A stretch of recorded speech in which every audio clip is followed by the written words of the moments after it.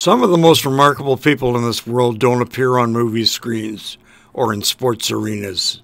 They work in offices, study in classrooms, and raise families at home. They're just ordinary people like you and I, ordinary people who have experienced something extraordinary and survived. Journey Women Off the Map is a television series I directed and shot over a 12-year period. Unlike most explorer stories, these modern travelers are women, ordinary women who agreed to be filmed taking journeys to extraordinary places. Flying to Morocco was really complex because I could sense in my stomach that I was getting closer to Africa. And Africa was something bigger than just a name on a map. Africa for me was something I'd look forward to my whole life. For the second Moroccan program, I was joined by my female host, Heather. Marrakesh, oh. Walking into the market in Marrakesh was every sense on 100%. I mean, I smelt things I'd never smelt before. I tasted things. Mint tea, oh, I loved it. Although our first program on Morocco began in Marrakesh as well, we decided to take a different route south to the Sahara. Monkeys running up my shoulder, that was crazy. The other one's the mother? What was this? It was the strangest experience, the most exhilarating, and totally unlike anything else I'd ever experienced. Do I look like a monkey? I got a monkey face. It's a huge marketplace, and I remember feeling really apprehensive when I approached it, but once in there, I really got caught up in it and enjoyed the noise, the smells, the excitement. That was Marrakesh.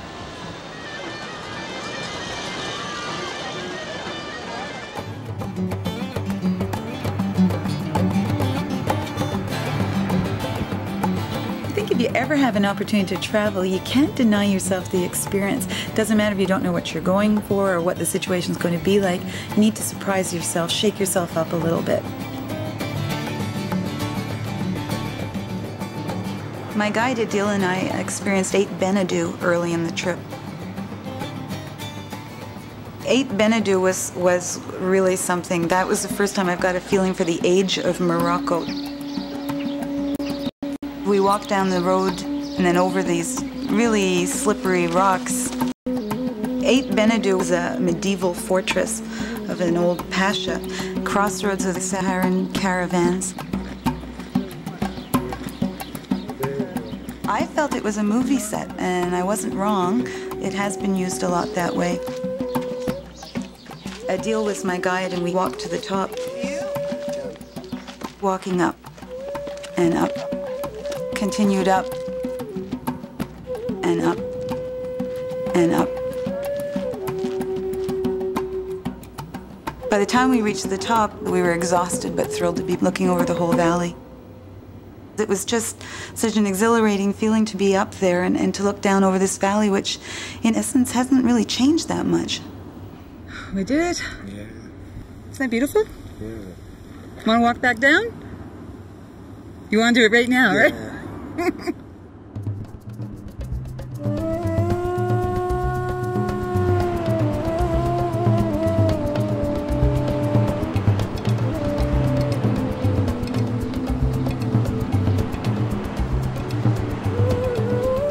Tadra Gorge isn't far from Tinahar in Morocco. I knew all the facts. I knew it was 300 meters high, 10 meters wide. I could feel the coolness, I could feel the comfort. I felt good going in. It was going to be a long walk, but for me, Tadra Gorge was going to be the biggest challenge of this trip so far.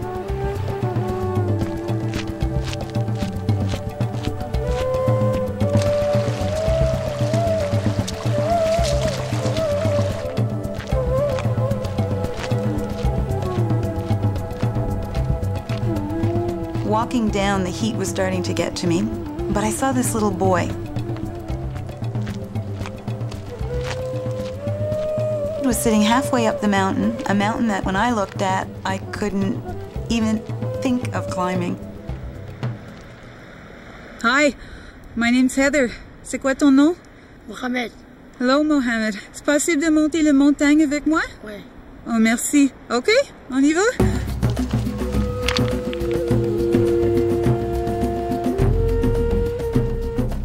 Mohammed was able to explain to me was that this was an area where Berber shepherds would go up with their camels, up this rock face, stay in these caves, cook and sleep there, take baby sheep and goats to the same area. I couldn't figure out how they could walk up there since my feet were giving away all the time. It was a challenge, but we went up Tadra Gorge. It took longer than I expected, but I lived to tell the tale. It was exciting.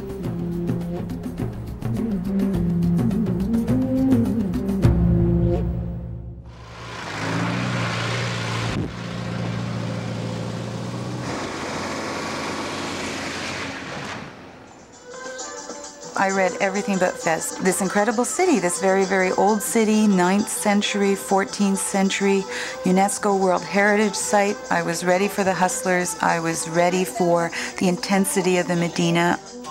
Brahim, my guide, told me there were 9,500 streets through there. He explained a bit about the Jewish quarter. He gave me more information than I knew what to do with, but what he was able to do for me was to make it very magical. It's very hard for you to get. Now, here we are in the tannery. Okay, that's what I've been waiting for. Medieval tanneries. Here we are. Yeah. This is what we call the tannery, the leather tannery. This is one of the oldest and still existing tannery in Morocco. Brahim, why don't you tell me what's going on here? There's a lot of activity. Well, here, this is the place where they dye leather. All they use are natural plants. They don't use any chemical products at all. Ah. The purple flower to get the red color. The deep red one. Yeah, the red one over there. As you can see, people working. The indigo to get the blue. The henna to get the dark red. And other plants, which is tekout. We call it tekout in Arabic. We get from the south to get the brown color. Mm-hmm. And as you can see, all the work is 100% by hand. They look like they're working hard. They're about what? They're up to their legs, their thighs. Yeah, of course. Yes, everything is done by hand. And why is it white over there? That's quite different. That's the first stage of cleaning the skin after buying it from the slaughterhouse, where they use water, salt, and limestones. They're softening it. Yeah. At the same time, the limestone can work as insecticide. Fungicide. Yeah, that's gonna kill, let's say, insects or anything that may hurt the workers. Mm-hmm. And preserve at the same time the skin.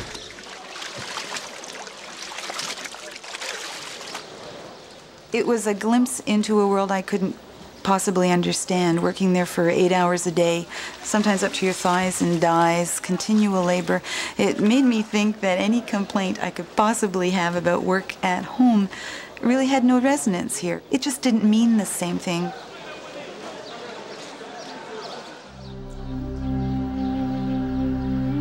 Brahim knew I was interested in meeting the women in the Medina, and I had a great opportunity to meet this woman, and I don't know her name, but what she was a textile artist, and she was going to do my hand. She was going to do henna. It was one of those situations that we could not communicate through words. So again, skin on skin, she taught me a lot about patience. She sat for about 15 minutes and just drew this incredible filigree all over me. I felt like a kilim, I felt like a Berber rug. I felt like I was becoming a part of that culture. I have to admit, every person I met, the thing I kept reflecting on is, what are they getting out of this? What kind of thread am I going to be in their personal rug? That's lovely. Thank you. That's it? That's finished. Wearable art. Volubilis is ancient in terms of Morocco history, but it's also a way of seeing the different type of cultures that have influenced Morocco.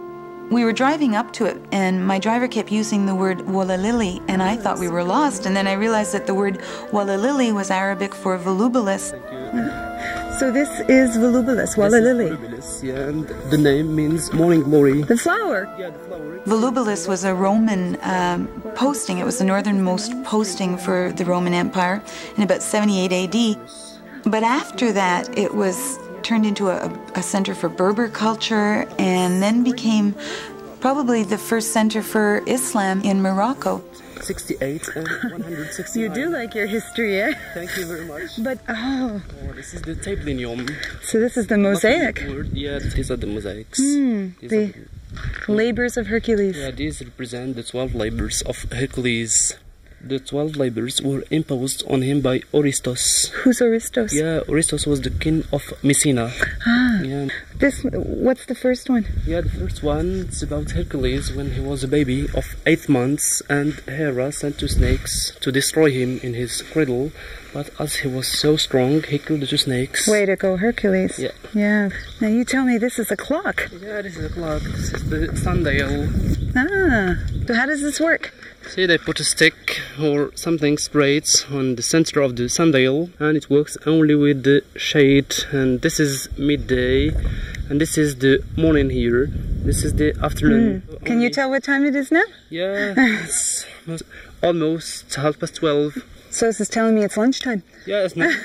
Travel for me is about identity, and I think what the Morocco trip did for me was allowed me to see through volubilis that things can be experienced and people will come and go, but there's a certain timelessness to both ourselves and the countries that we're in.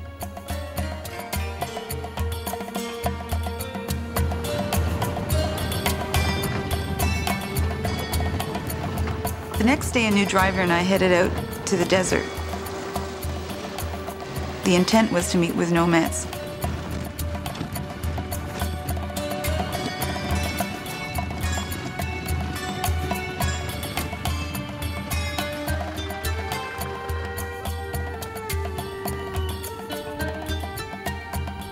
Nomads.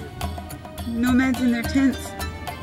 And then we saw the tent. It was sort of a big black spider out on the desert, and I was really nervous about getting close to it.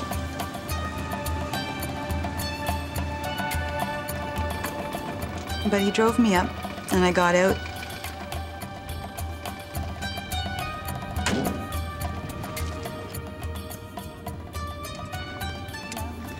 We went over to the tent, and the first person I met was the mother, beautiful.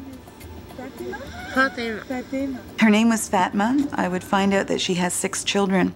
I would also find out pretty quickly that life on the desert did have its ritual, and it was very segregated, and that as a woman, I really had to find the right place for me.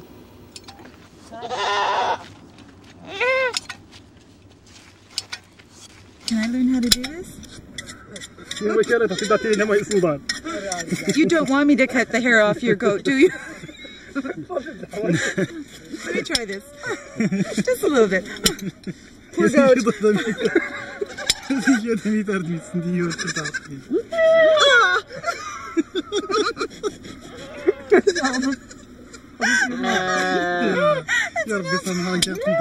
The biggest thing about this desert experience with nomads was the communication. When I went to do the sheep shearing, I was with the men. This would have been unheard of, and there was a hesitancy at first to get involved, but I was able to snip off a few hairs and try to offer it to the men that had been hired to help the family. Is that enough for a blanket? Ta-da!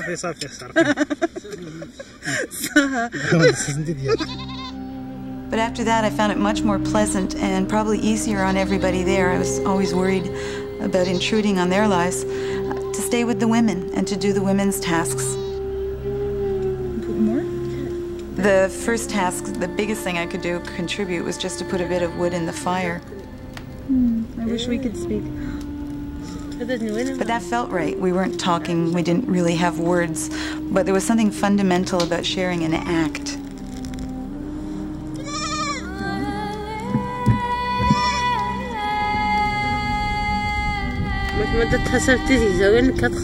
And I think that got me through those first few hours. That was very, very special. What worked for me at an incredibly personal level was getting to know the children.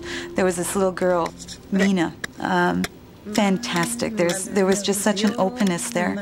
The easiest way of getting to know her was through my hands. I needed to touch this child. So we started to play. My mother knows your mother, so we can be And after a while, a simple little line in the sand was enough to get this child to sit in front of me and go at patty cake full time. It was wonderful. That's good. And 3 and 4. Mina was going to be an invaluable asset because I did notice that the men would regard us. They started to watch to see what was going on between this Western woman and this child. Mina became my way of communicating with that family. It's good. It's good. It's good. I've met women on this trip that I think have progressed far beyond some of the women I know and myself. They've been able to survive in climates and in economies that are completely weighted against them. I'm enthralled by them and made humble by them. Going to the well, another challenge in the desert. Going to the well was going to be physical labor, but this child made it so easy because this was her job. I mean, her job was every day to go out to this well and get maybe 8 to 10 plastic bottles full of water. Sounds easy enough, but that was about an hour's journey into the desert for this child who was probably 8 years old.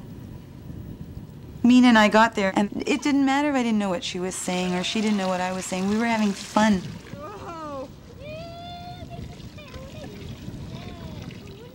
I suddenly became part of this very important and basic family unit. Even if it was just for a really brief moment in time, it was just wonderful. It was very special.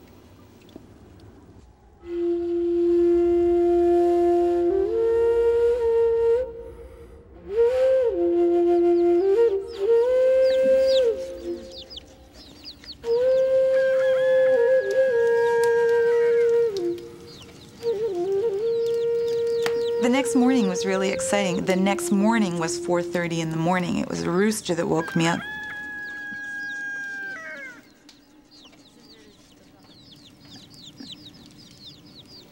I had had the deepest sleep of this whole trip.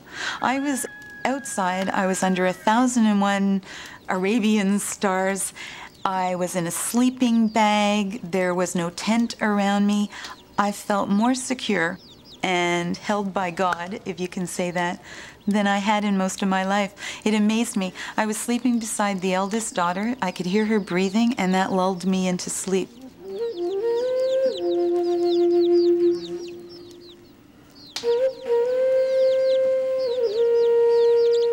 And it was just so wonderful. I felt so small in this infinite universe.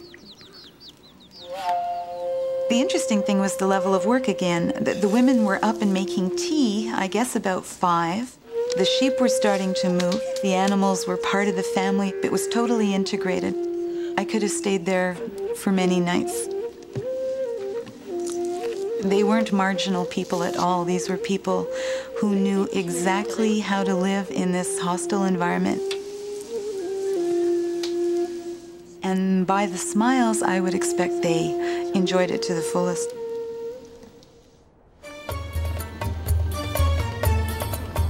Well, I went to Merzouga in the south. Everything I'd ever thought about, romanticized about, was right there in my face. There was the dune. It's the biggest dune in the south. There wasn't anything to do but walk up it.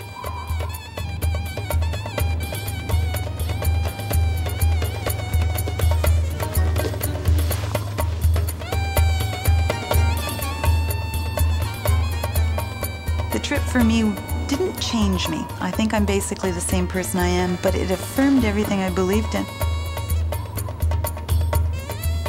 It affirmed my ability to achieve things. I think I've pushed myself more on this trip than I ever did before. The sands kept shifting, my legs were aching. I remember thinking there's no way I could do this, but I did it. I just climbed it.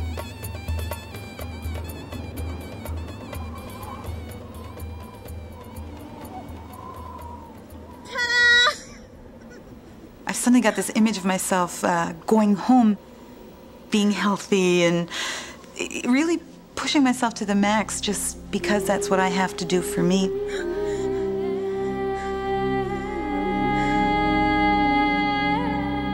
I can tell you 8 Benedou was beautiful. I can tell you that Volubilis was the most fundamental historical experience I've had.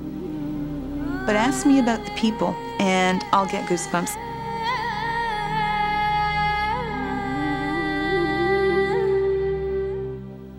I've got a long list of addresses for all kinds of people that I've met on this trip, but the ones that are bothering me the most are the addresses I don't have.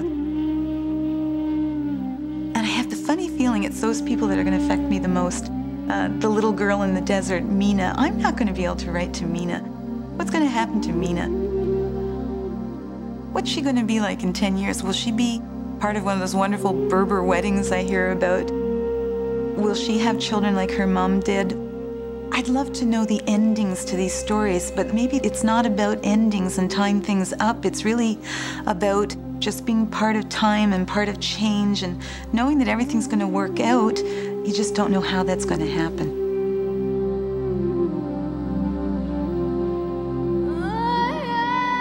My biggest problem is how am I going to explain it to everybody back home? On reflection and when I'm heading home, I'm going to have to do this again just so I can get to know more about me. There are no frustrations with this trip. There's complete exhilaration and feeling that I achieved almost everything I wanted to here.